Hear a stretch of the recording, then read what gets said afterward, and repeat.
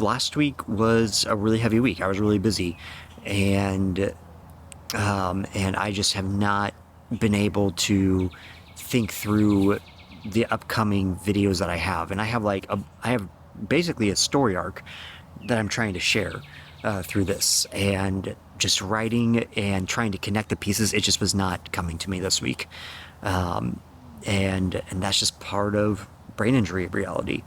But so instead, I did want to share one story that just maybe brings awareness to what brain injury can do and what that looks like. On Sunday, we had a great Sunday, and a lot of energy. The spirit was there. It was Youth Sunday. It was absolutely great. And then we had a potluck after, and I kind of went to my office right before the potluck because I was already feeling some things. And then I came back to go through the line, and as I went through the line, right after I was and the silverware was at the front of the line. But right after we went through the line, I was stood there and I thought, I need something, and I don't know what it is. And I started kind of wandering around for about 3 minutes, trying to figure out okay, it's I was trying to describe it in my mind, and I was like, okay, it's a thing that I use to scoop the food. And I just don't know what that is. And finally, one person who's just one of the kindest people, she came up and she said, Matt, do you need help? And I was like, I'm looking for something. And I looked down and I was like, oh, it's a fork.